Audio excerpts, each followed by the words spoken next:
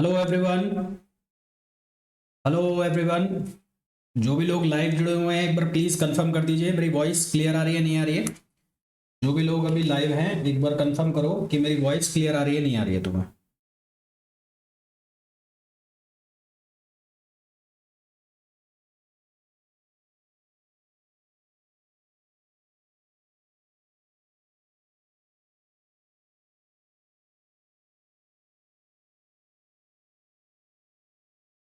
बिल्कुल क्लियर आ रही है बिल्कुल। कोई प्रॉब्लम नहीं आ रही कोई मतलब क्लियर आ रही है। ठीक है सर। चलो भाई तो फ्रिक्शन हम लास्ट क्लास में डिस्कस कर रहे थे तो उसके आगे का हम डिस्कशन कर रहे हैं। तो सबसे पहले मैं बात करूं तो हम निकालेंगे सबसे पहले necessary friction force, calculation of necessary friction force in different conditions. Calculation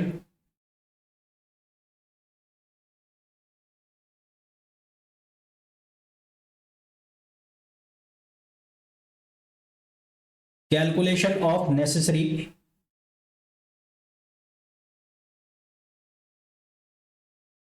necessary friction force in different conditions.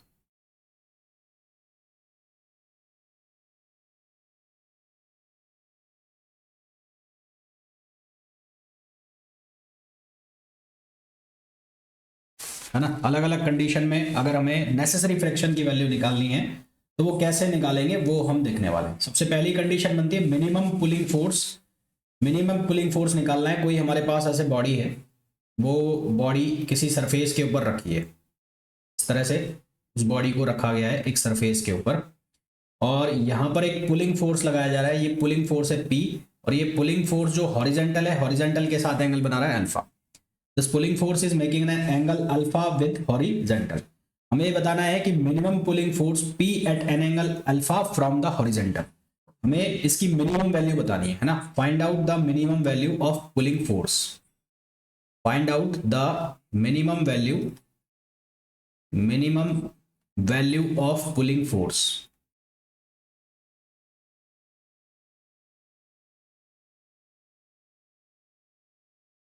जो हॉरिजेंटल है और जो सरफेस है, हॉरिजेंटल और ब्लॉक है, उनके बीच का जो फ्रिक्शन है, इन दोनों के बीच का जो फ्रिक्शन है वो फ्रिक्शन को मैंने लिख दिया म्यू। तो यहां पर जो फ्रिक्शन प्रेजेंट है that is equals to mu है।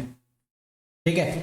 तो जो ये पी फोर्सेस के सबसे पहले तो दो कंपोनेंट होंगे, तो मैं इसको एक फ्री बॉडी डायग्राम की तरह देखूं तो एक तो इसका जो वेट जाएगा वो जाएगा नीचे की तरफ mg। उसके बाद एक रिएक्शन फोर्स आएगा ऊपर, उस रिएक्शन फोर्स को लिख दिया मैंने r।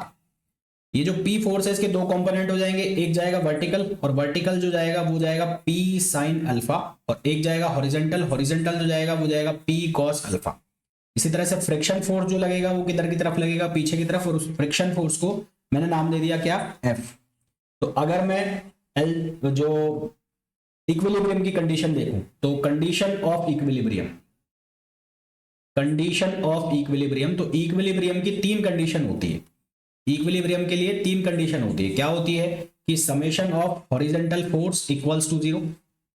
दूसरी कंडीशन होती है algebraic summation of vertical force equals to zero. Vertical force का जो एल्जेब्रिक समेशन है उसको जीरो के बराबर कर दो और किसी एक पॉइंट के अबाउट आप मोमेंट निकालो और वो मोमेंट का एल्जेब्रिक समेशन किसके बराबर कर दो, जीरो के बराबर। ये तीन कंडीशन आप इक्विलिब्रियम कंडीशन के लिए लगा सकते हो।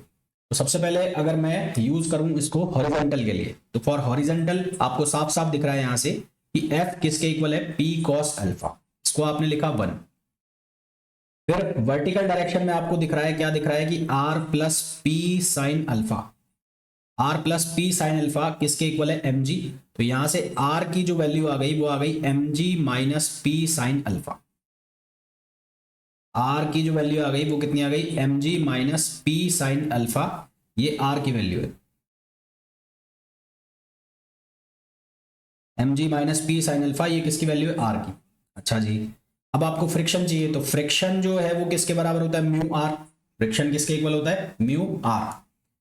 तो यहां से mg को आप w भी लिख सकते हो, w स्टैंड्स फॉर वेट, तो mg को आप w भी लिख सकते हो। तो f की जो वैल्यू है वो क्या बनेगी, म्यू, और ये हो जाएगा w minus P sine alpha. ये किसकी वैल्यू हो गई, ये वैल्यू हो गई एफ की। और अब एफ को किसके इक्वल कर दो, पी कॉस अल्फा के। तो एफ को यदि आप पी कॉस अल्फा के इक्वल करते हो तो एफ की वैल्यू यहां पर लिखा हुआ है F equals to P cos alpha. F किसके इक्वल है, पी कॉस अल्फा।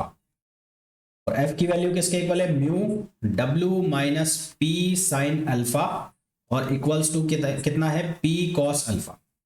इसको जब आप सिंप्लीफाई करोगे तो ये बनेगा mu W minus mu P sine alpha equals to P cos alpha, equals to P cos alpha. ठीक है।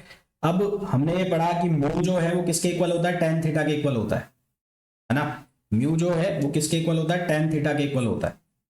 तो यहां से म्यू की जो वैल्यू है उसको हम किसके बराबर सब्स्टिट्यूट करते हैं, टेन थीटा के। तो म्यू को वापस से कॉमन ले लो, म्यू को वापस से कॉमन ले लिया और इसको लिख दिया मैंने W minus P sine alpha और ये लिख दिया मैंने पी कॉस अल्फा। म्यू की जगह मैंने लिखा टेन थीटा और टेन थीटा को हम लिखते हैं sine theta upon cos theta ना, उस तरह से लिख सकते हैं।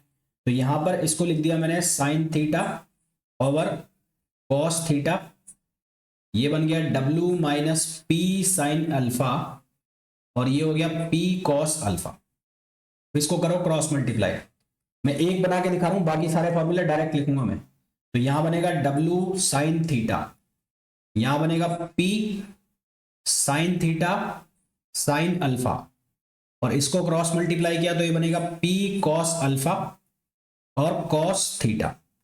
अब पी वाले सारे एक तरफ कर दो तो ये बनेगा डब्ल्यू साइन थीटा, इधर आओगे तो ये बनेगा पी, पी कॉमन आ गया, ये बनेगा cos theta cos alpha plus sine theta और sine alpha, sine theta sine alpha. यहां से हमें वैल्यू निकालनी है पी, तो ये फॉर्मूला बन गया cos A cos B plus sine A sine B, यानी कि ये बन जाएगा कॉस अल्फा माइनस थीटा का फॉर्मूला, अल्फा माइनस थीटा। तो W sine theta equals to हो गया P cos alpha minus theta. तो P की जो वैल्यू है वो किसके इक्वल हो गई, W sine theta over cos alpha minus theta. तो ये मिनिमम पुलिंग फोर्स हो गया। अब इतना बड़ा करना नहीं है, डायरेक्ट क्वेश्चन में आपको वैल्यू रखनी है और आंसर निकालना है, ये सीधा सीधा फॉर्मूला हो गया। अब मैं इसी तरह के कुछ क्वेश्चंस के फॉर्मूला आपको लिखूंगा, अब मैं ड्राइव नहीं करूंगा, है ना। तो वो समझ में आ गया होगा, ये सिर्फ समझाने के लिए था कि मैंने किस तरह किया। जिस तरह से मिनिमम पुलिंग फोर्स निकाल सकते हैं उसी तरह से मिनिमम पुशिंग फोर्स भी निकाल सकते हैं कि पुश करना हो। एक होता है पुल करना, एक होता है पुश करना। तो पुश करने में क्या चेंज आएगा कि पुश करने में यहां पर कॉस अल्फा माइनस थीटा की जगह हो जाएगा कॉस अल्फा प्लस थीटा, है ना। तो अगर हमें निकालना हो मिनिमम पुशिंग फोर्स,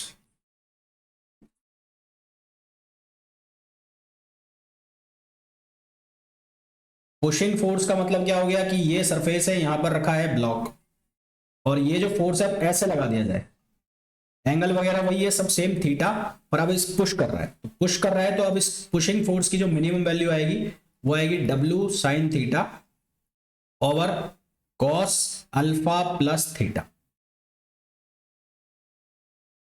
क्लियर है यहां तक।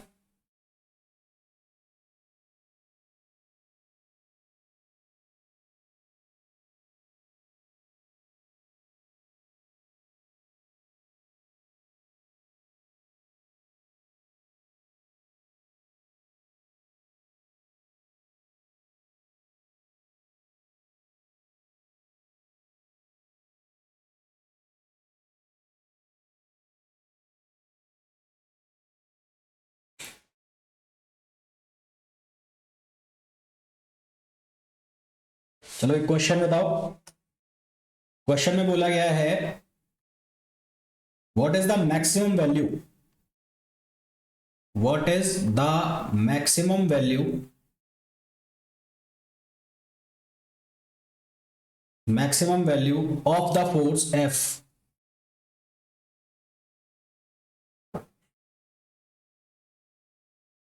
of the force F such that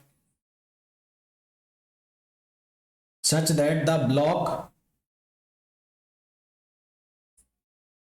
shown in the arrangement, block shown in the arrangement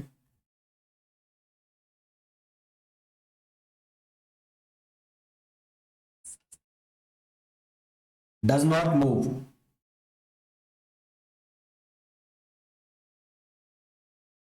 mu की जो वैल्यू है वो वैल्यू दे रखी है 1/2√3।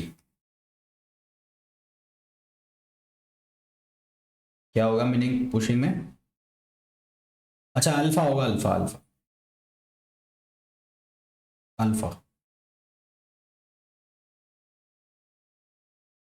ऑप्शन हमें दिए हैं, ऑप्शन ए है 20 न्यूटन, ऑप्शन बी है 10 न्यूटन, ऑप्शन सी है 12 न्यूटन और ऑप्शन डी है 15 न्यूटन। डायग्राम आपको ये दिया गया है। देखो ये फॉर्मूला वॉर्मूला तो सब कहानियां हैं, अगर आपको बेसिक चीजें आती हैं तो आप डायरेक्ट क्वेश्चन कर सकते हो। फॉर्मूला वॉर्मूला तो कितने याद करोगे, बेसिक चीजें आती है तो वैसे डायरेक्ट कर सकते हो कि आपको सिर्फ जो फोर्स है उनको रिजॉल्व करना है।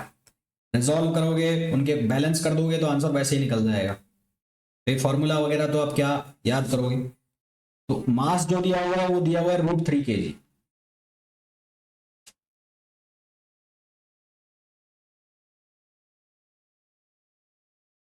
तो यहां इसका बैलेंस कर लो, बना लो इसका free body diagram. Free body diagram बनाओगे तो यहां लग जाएगा, इस पर कितना लग जाएगा, ये लग जाएगा F cos 60 डिग्री और इसके ऑपोजिट डायरेक्शन में आ जाएगा फ्रिक्शन फोर्स। फ्रिक्शन फोर्स आ गया FR। वर्टिकली डाउनवर्ड फोर्स लग गया एक तो इसका mg, एक आ गया रिएक्शन। अब ये इस डायरेक्शन में है तो जो ये नीचे जाएगा ये वाला F sin 60 डिग्री जो जाएगा वो डाउनवर्ड जाएगा। तो फॉर्मूला तो वही लगेगा, पुशिंग फोर्स है। तो R की जो वैल्यू है वो कितनी हो गई, mg का मतलब हो गया W और प्लस प्लस हो गया ये कितना F साइन और 60 डिग्री, ये R की वैल्यू हो गई। और हमें गिवन है कि F गिवन क्या, हम यहां से देख रहे हैं कि F cos 60 डिग्री किसके बराबर है, FR किसके इक्वल होगा, म्यू R, और R की वैल्यू कितनी है mg plus F sine 60 degree. अब जो जो वैल्यू यहां पर गिवन है वो सब प्लेस कर दो। तो F cos 60 डिग्री कितना होता है 1/2। म्यू की जो वैल्यू है, म्यू की वैल्यू आपको दे रखी है 1/2√3, 1/2√3। एम का जो मास दिया है आपको √3, तो ये √3 और इंटू जी को ऐसा का ऐसा लिखा रहने दो, बाद में कर देंगे उसको चेंज। और आपको निकालना है F तो, और साइन 30 डिग्री की वैल्यू √60 की √3/2। करवा दिया क्या? अच्छा करवा दिया था, ठीक है ठीक है। तो इसका आंसर कितना आया था, इसका आंसर आया था 20 न्यूटन। ठीक है भाई, ठीक है, दिमाग से निकल गया मेरे। तो इसका आंसर आएगा कितना, 20 न्यूटन।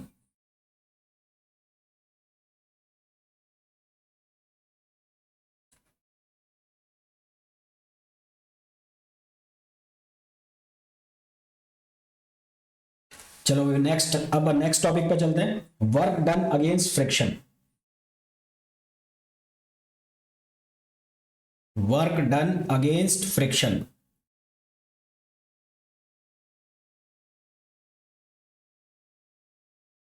फ्रिक्शन के अगेंस्ट वर्क डन निकालना है। तो दो कंडीशन है। पहली कंडीशन है कि जब कोई बॉडी, कोई ब्लॉक एक रफ इंक्लाइन प्लेन के ऊपर रखा हुआ है, कंडीशन फर्स्ट, पहला केस।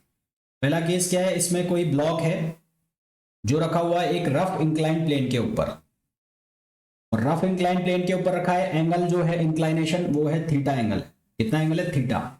और यहां जो ब्लॉक है, ये ब्लॉक है, इस ब्लॉक का मास है m। हमें इस ब्लॉक को ऊपर लेकर जाना है, हमें इस ब्लॉक को ऊपर लेके जाना है। और जो इसका फोर्स ऊपर की तरफ फोर्स लग रहा है, ma फोर्स लग रहा है, यहां पर फोर्स लगाया हुआ है ma। हमें इसको यहां से यहां तक लेट सपोज s डिस्टेंस तक लेकर जाना है। कितने डिस्टेंस लेके जा रहे हैं, s। तो इस क्वेश्चन को करने के दो तीन तरीके हैं। एक तो आप वर्क एनर्जी थ्योरम लगा दो, उससे भी डायरेक्ट इसको कर सकते हो। इसके अलावा पहले फोर्स निकाल लो, फिर उसको s से मल्टीप्लाई कर दो तो भी वर्क निकल जाएगा। तो सबसे पहले तो आपको यहां पर इसके लिए निकालना पड़ेगा कि इस पर फोर्स लगेगा कितना। तो सबसे पहले मैंने मान लिया कि यहाँ जो फ्रिक्शन फोर्स है वो है म्यू, है ना। तो इसका जो वेट आ रहा होगा वो आ रहा होगा नीचे mg। यहां से एंगल बनेगा थीटा, तो ये हो जाएगा कितना, ये हो जाएगा mg cos थीटा। और पीछे की तरफ एक फोर्स लग जाएगा वो होगा mg sin थीटा। क्योंकि ये जा रहा है आगे की तरफ, ऊपर जा रहा है, तो फ्रिक्शन फोर्स भी किधर लगेगा, पीछे की तरफ लगेगा। तो एक फ्रिक्शन फोर्स लग गया पीछे की तरफ, दैट इज एफ आर। कितना लग गया, एफ आर। और ये आ गया रिएक्शन, ये आ गया रिएक्शन। तो सबसे पहले तो रिएक्शन को इक्वल करो, तो रिएक्शन किसके इक्वल हो गया, रिएक्शन इक्वल हो गया mg cos theta. Friction force किसके बराबर होगा, म्यू आर। तो ये हो गया mu mg cos theta, mu mg cos theta. तो यहां पर टोटल फोर्स जो हो गया, वो टोटल फोर्स कितना हो गया, ये टोटल फोर्स हो गया mg sin theta plus F R. तो mg sin theta plus F R की वैल्यू कितनी हो गई, म्यू mg cos थीटा। तो अगर इस ब्लॉक को ऊपर चलाना है तो कम से कम इतना फोर्स होना चाहिए, यानी कि एम ए की वैल्यू आ गई हमारे पास। एम ए की वैल्यू किसके बराबर आ गई, ये आ गई mg sin theta plus mu mg cos theta. ये फोर्स आ गया, ये फोर्स से इसको ऊपर ले जाना पड़ेगा, इस फोर्स से वर्क डन निकालना है। वर्क डन क्या होता है, फोर्स इनटू डिस्प्लेसमेंट, दोनों सेम डायरेक्शन में चल रहे हैं, इसका मतलब दोनों के बीच का एंगल 0 डिग्री होगा। तो वर्क डन जो आएगा, वर्क डन क्या होगा, F इंटू एस। एफ मतलब ये पूरी की पूरी वैल्यू, ये एज इट इज प्लेस कर दो यहाँ पर।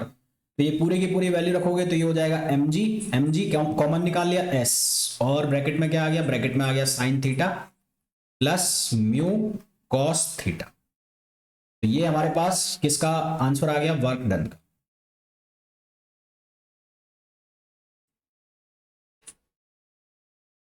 ठीक है, क्लियर।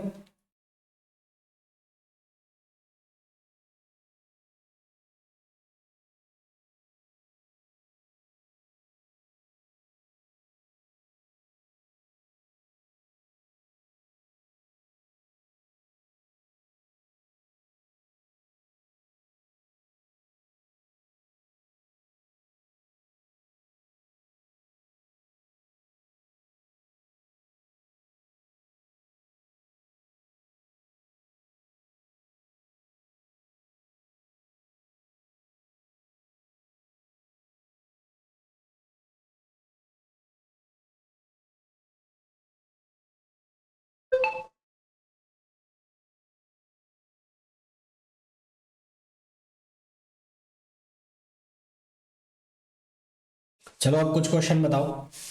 क्वेश्चन है, क्वेश्चन कुछ इस तरह से है, एक यहां पर स्टैंड दिया गया है और यहां पर एक मास है, ये मास है m1। यहां पर लगी हुई है पुली और ये पुली पर से एक स्ट्रिंग पास हो रही है, स्ट्रिंग पास हो रही है और ये जो मास इस स्ट्रिंग से हैंग कर रहा है ये है m2। कितना है, m2। ये जो सरफेस दिखाई गई है आपको, ये सरफेस के बीच में और इस ब्लॉक के बीच में जो फ्रिक्शन है वो है म्यू। यहां पर फ्रिक्शन है कितना, म्यू। और जो स्ट्रिंग है वो फ्रिक्शन लेस है, तो स्ट्रिंग के अंदर जो टेंशन है वो टी है। स्ट्रिंग के अंदर टेंशन है कितनी, टी। तो यहां पर टी है तो यहां पर भी कितना होगा, टी होगा। हमें ये पूछा है कि minimum value of m2 to start the motion. What is the minimum value of m2 to start the motion. m2 की मिनिमम वैल्यू क्या हो कि मोशन स्टार्ट हो जाए। ठीक है, कैसे करेंगे, देखो इसका फ्री बॉडी डायग्राम बनाओ। पहले इसको मैंने नंबर दे दिया 1 और इसको दे दिया 2।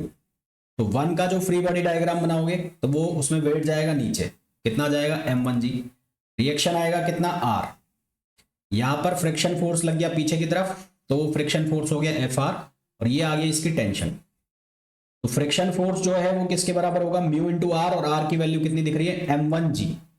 तो यहां से साफ साफ दिख रहा है कि मेरे को टी जो है वो किसके बराबर हो गया, म्यू m1g। इसको लिख दिया मैंने इक्वेशन फर्स्ट। अब इस वाले ब्लॉक के लिए अगर मैं बनाऊं तो इस वाले ब्लॉक में ये कितना हो गया, m2g, और इसको टेंशन मिल रहा है ऊपर से t। तो t किसके इक्वल हो गया, m2g। यहां से देखें तो t किसके इक्वल हो गया, m2g। तो इन दोनों इक्वेशन को इक्वेट कर दो, दोनों इक्वेशन को इक्वेट कर दोगे तो क्या बन जाएगा, m2g equals to mu m1g। तो यहां g से g कैंसिल हो गया, तो m2 की वैल्यू कितनी आ गई, म्यू m1। m2 की वैल्यू कितनी आ गई, म्यू m1, या म्यू की वैल्यू कितनी आ गई, m2 अपॉन m। क्लियर है।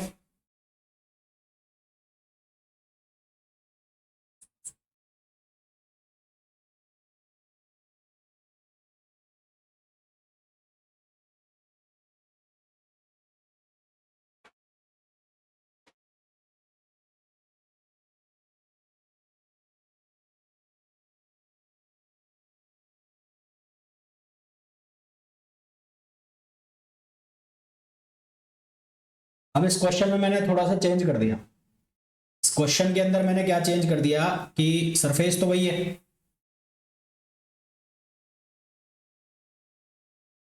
ठीक है, सरफेस तो सेम है। अब मैंने चेंज ये कर दिया कि यहां पर एक ब्लॉक है, M1 बोला उसको, और इसके ऊपर मैंने एक ब्लॉक और प्लेस कर दिया, उसको बोला मैंने M। और यहां पर पुली है, और यहां जो वेट है वो है M2। M2, यहां का जो फ्रिक्शन कॉफिशिएंट है वो है म्यू।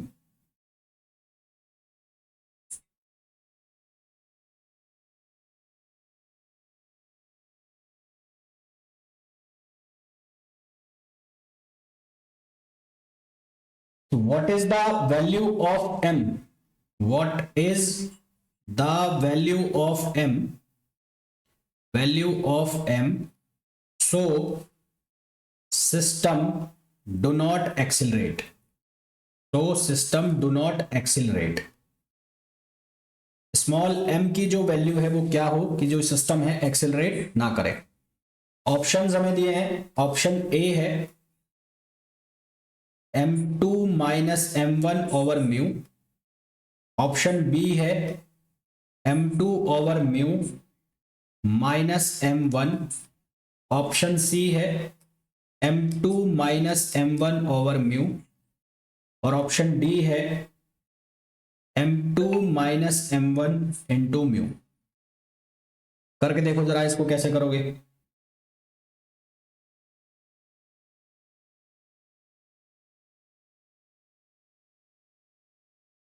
डू नॉट एक्सेलरेट की कंडीशन आ रही है कि वो एक्सेलरेट ना करे, वो रेस्ट में पड़ा रहे।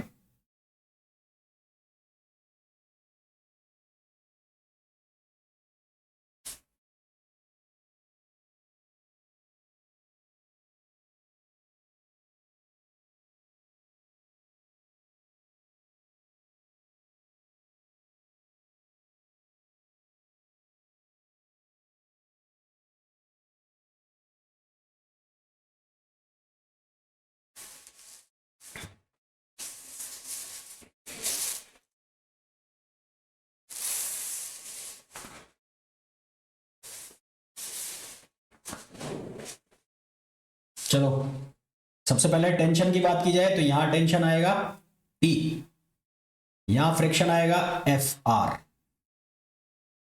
तो पहले M1 वाले का मैं फ्री बॉडी डायग्राम बना रहा हूं, तो यहां आएगा M1G, और रिएक्शन जाएगा ऊपर R। ये M ब्लॉक इसके ऊपर एक नॉर्मल रिएक्शन लगाएगा, let suppose that is N। Friction force लग गया FR, और यहां लग गया T।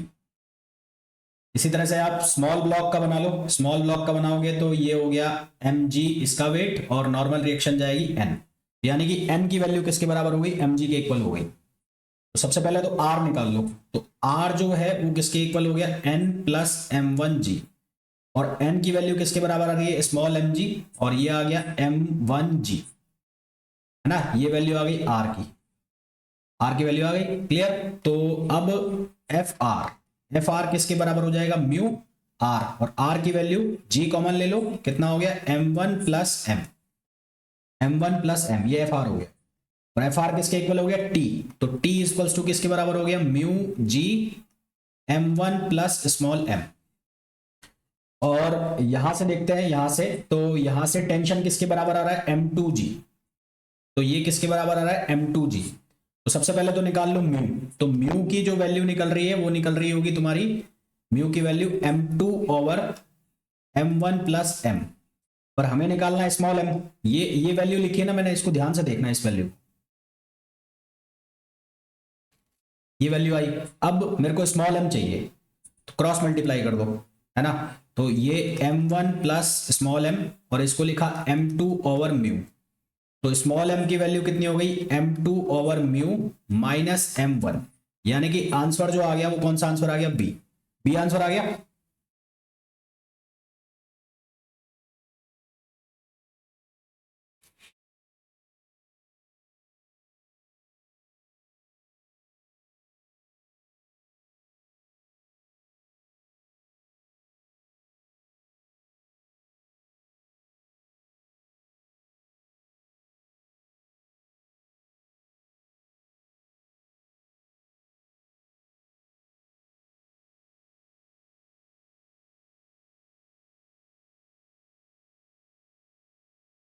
समझ आ गए?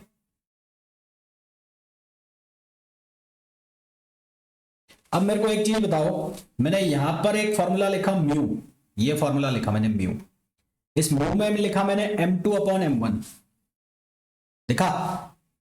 यहां पर जो मैंने फॉर्मूला लिखा है इसके पहले वाले क्वेश्चन में, इसमें मैंने म्यू का जो वैल्यू लिखी वो लिखी m2/m1। क्लियर?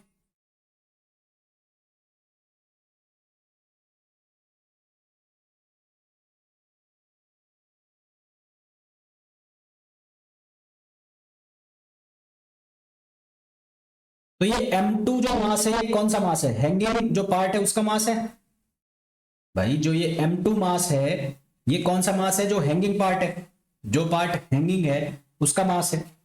और m1 जो पार्ट है वो कौन सा मास है? जो कहां पर रखा है? प्लेटफॉर्म पे रखा है या टेबल पर रखा है? यस और नो?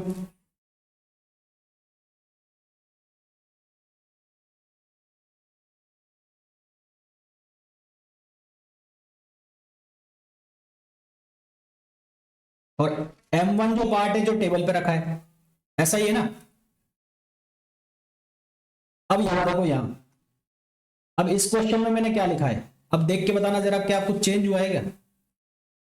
m2 कौन सा मास है?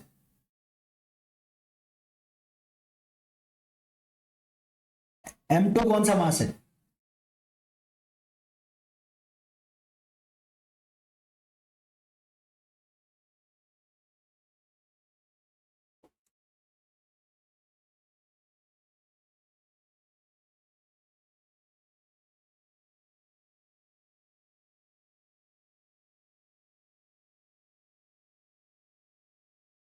m2 भाई कौन सा मास है? जो हैंग कर रहा है। और जो नीचे लिखा हुआ है इसके डिनोमिनेटर में m1 + m, वो कौन सा मास है?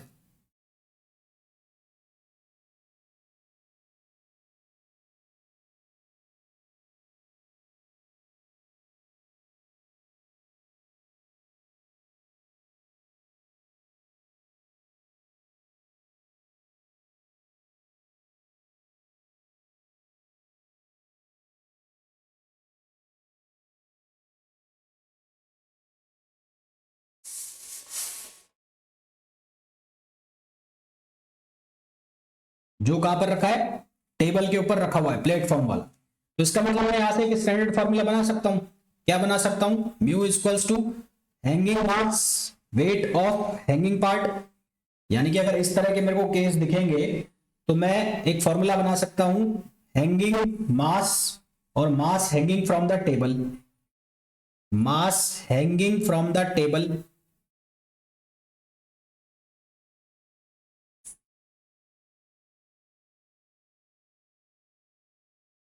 और उसके अबाव में mass lying on the table.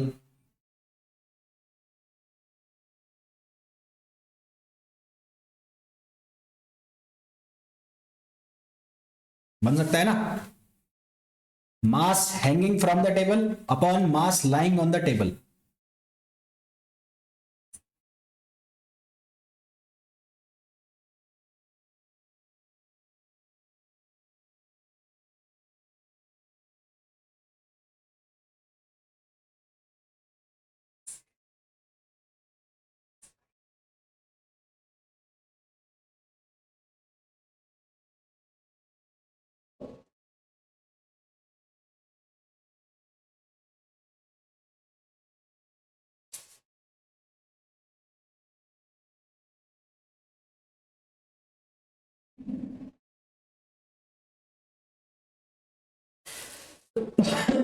सही है।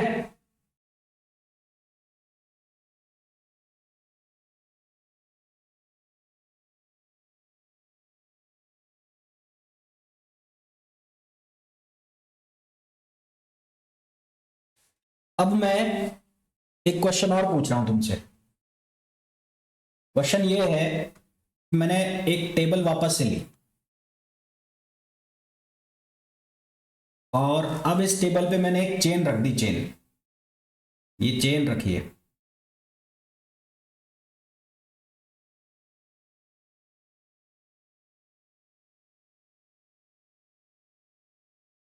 ये चेन है। इस चेन की टोटल लेंथ जो है वो एल है, total length of chain is L. और इस एल लेंथ में से ये वाला जो पार्ट है एल प्राइम, मान लो ये एल प्राइम है, ये लटका हुआ है नीचे, हैंग कर रहा है, हैंग कर रहा है, ठीक है। If mass of the chain, mass of the chain is m, then what will be the friction coefficient? What will be the friction coefficient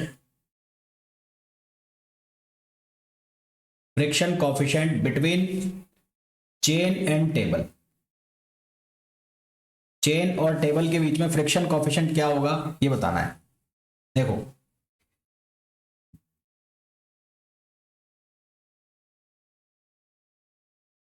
समझ आ गया यहां तक? चलो आ जाओ इधर। अच्छा एक चीज बताओ मेरे को, मास जो है वो किसके बराबर होता है? वॉल्यूम इनटू डेंसिटी, यस और नो? मास जो है, मास वो किसके बराबर होता है? Mass equals to volume into density.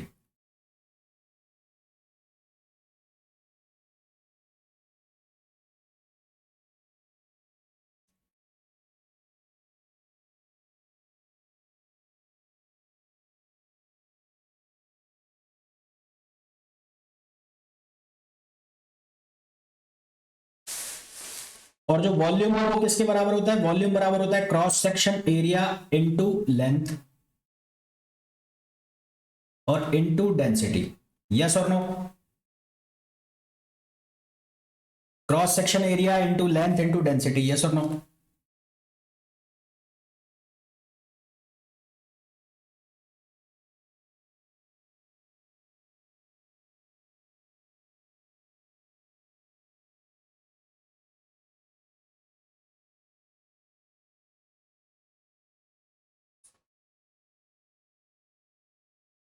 भाई क्रॉस सेक्शन एरिया तो पूरी चेन का सेम होगा और डेंसिटी भी पूरी चेन की क्या होगी? सेम होगी। अब मैं कह दूं कि मान लो लेट, ये जो है let mass of hanging part, mass of hanging part इसका मास मैंने m प्राइम मान लिया। तो पहले तो मेरे को बताओ m प्राइम की वैल्यू क्या लिखूं मैं? m प्राइम की वैल्यू क्या लिखूं? क्रॉस सेक्शन एरिया इसको मान लेता हूं a, लेंथ जो है वो कितनी हो गई? l प्राइम, और डेंसिटी को मान लिया रो। क्या ये सही है?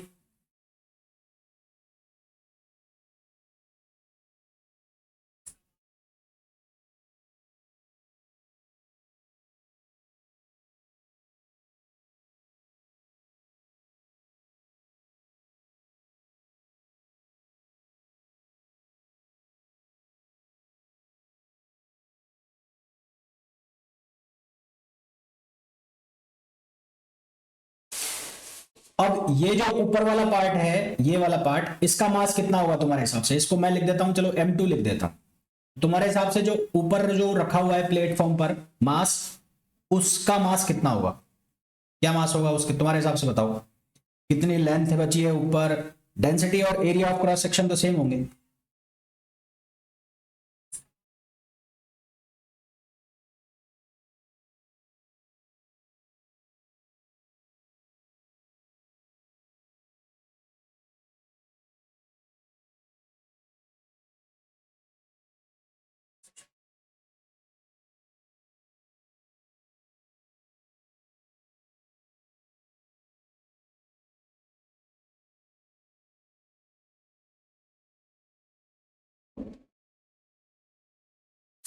बताओ क्या आंसर आएगा?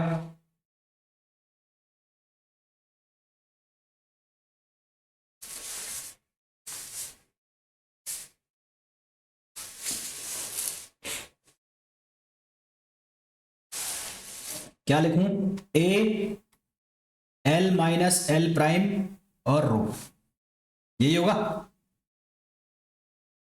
हाँ ना? यस और नो?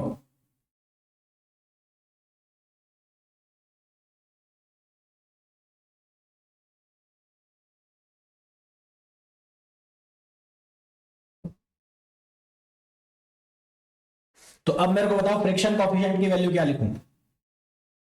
अब मुझे बताओ फ्रिक्शन कॉफिशिएंट की वैल्यू क्या लिखूं?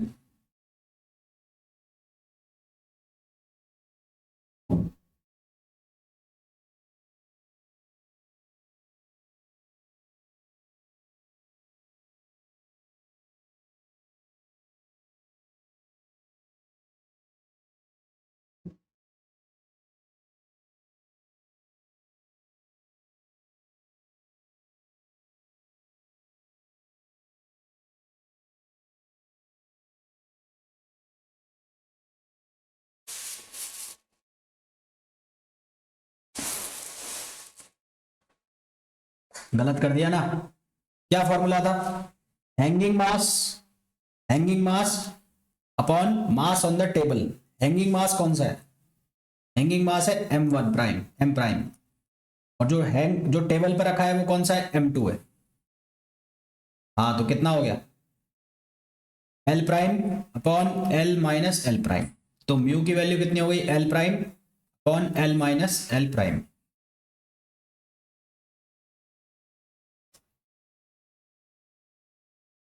अब एग्जाम में क्वेश्चन आ जाए तो गलत नहीं होना चाहिए अभी।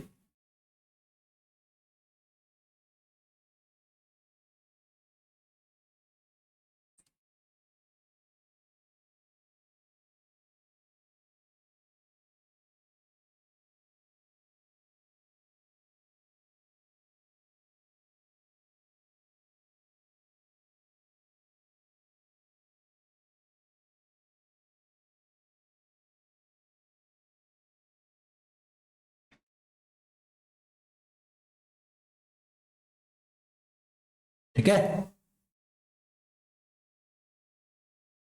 अच्छा, आप मेरे को एक चीज बताओ, डेथ वेल देखा है? डेथ वेल, मौत का कुआं, खेल नाम सुना होगा, मौत का कुआं।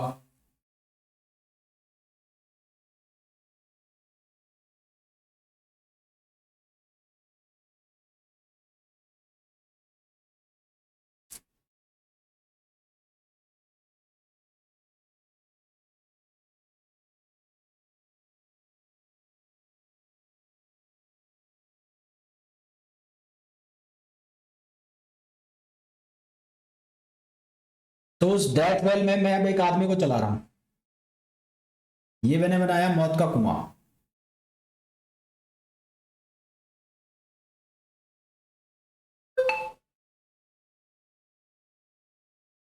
ये इसकी सेंटर लाइन है।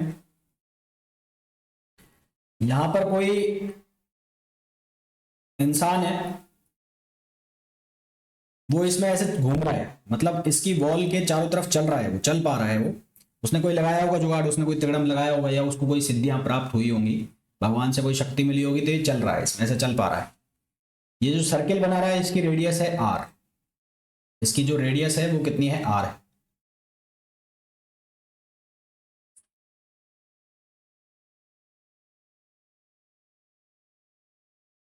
इसकी रेडियस कितनी है? आर है। मेरे को ये बताओ कि इसकी जो एंगुलर वेलोसिटी है वो क्या हो कि ये नीचे ना गिरे।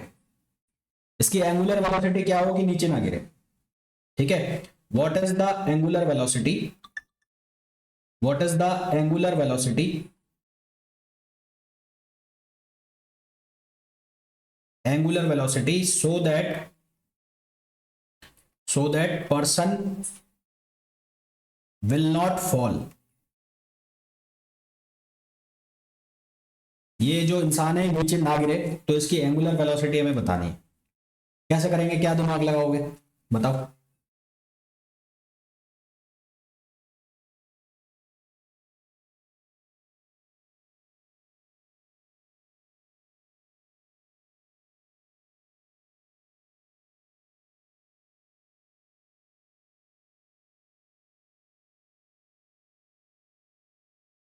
देखो, मुझे जो समझ में आ रहा है, मुझे जो समझ में आ रहा है वो ये आ रहा है कि ये पर्सन इस वॉल पे चल रहा है, इस वॉल पे चल रहा है ऐसे। तो चल रहा है का इसका मतलब है वॉल और पर्सन के जो पैर हैं उनके बीच में फ्रिक्शन है। अगर उनके बीच में फ्रिक्शन नहीं होता तो वो अब तक नीचे गिर चुका होता, है ना? तो उसके बीच में फ्रिक्शन है, तो तभी ये चिपका हुआ है उससे। ठीक है। तो अगर इसका वेट नीचे की तरफ जा रहा होगा, इसका वेट नीचे की तरफ जा रहा होगा, मान लिया नीचे की तरफ इसका वेट जा रहा है, तो फ्रिक्शन फोर्स किधर आ रहा होगा, ऊपर की तरफ, हाँ या ना?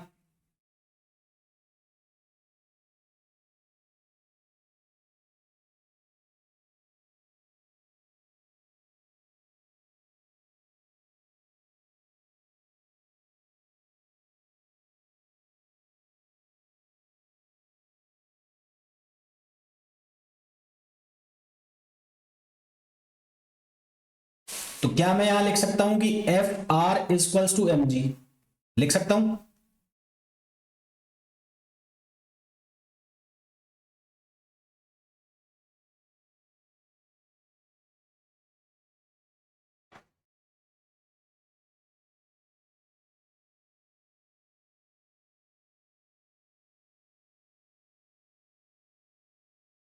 नहीं नहीं नहीं, वो नहीं होगा, वो वैसे नहीं होगा जैसे तुम सोच रहे हो।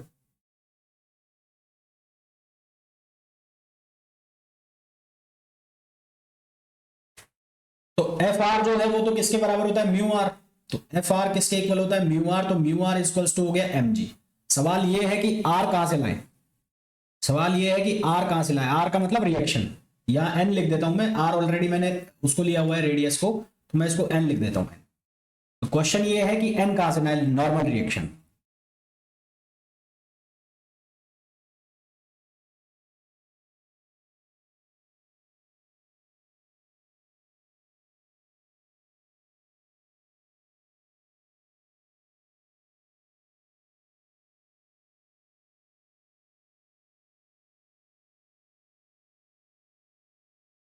देखो,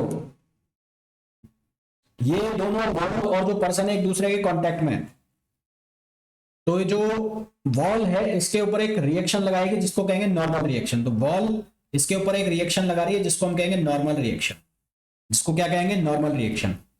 ये नॉर्मल रिएक्शन किसके बराबर हो जाएगा, क्योंकि एक सर्किल में चल रहा है, क्योंकि एक सर्किल में चल रहा है, तो सर्किल में चलेगा तो इसके ऊपर एक फोर्स लगेगा। कौन सा फोर्स लगेगा, सेंट्रीपिटल फोर्स।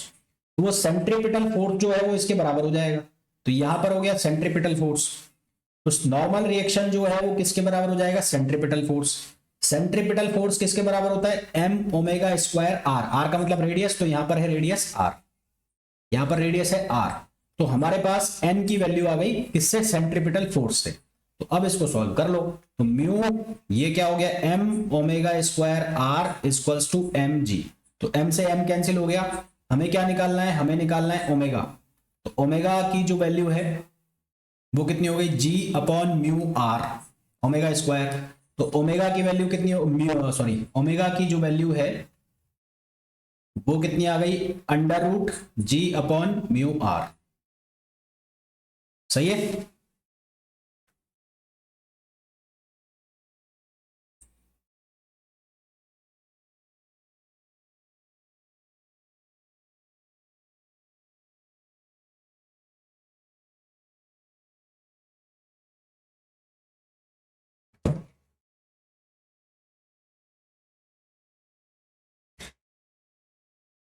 यस और नो, सही है ना ये?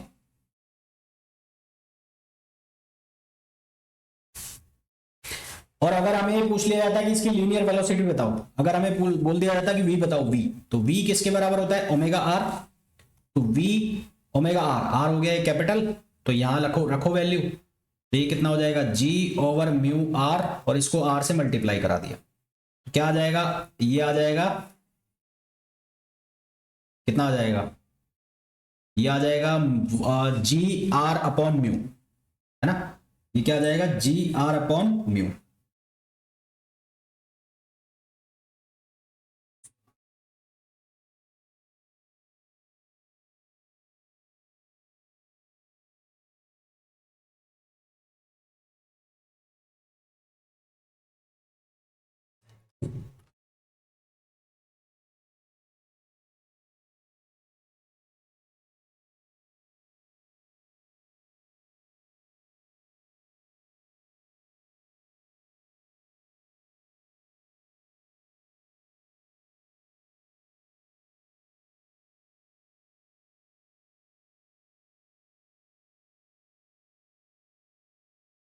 क्लियर। तो भाई होने को तो इससे और भी खतरनाक क्वेश्चन बनते हैं फ्रिक्शन के, पर वो तुम्हें मतलब है नहीं उनसे, वो आईआईटी जेई जेई एडवांस उनमें आते हैं। तुम्हें जितना पूछा जाएगा वो तुम लोगों ने कर लिया। तो अब फ्रिक्शन के बाद कल का जो लेक्चर होगा उसमें हम स्टार्ट करेंगे वर्क पावर एनर्जी। तो कल हम डिस्कस करेंगे वर्क पावर एनर्जी को, ठीक है।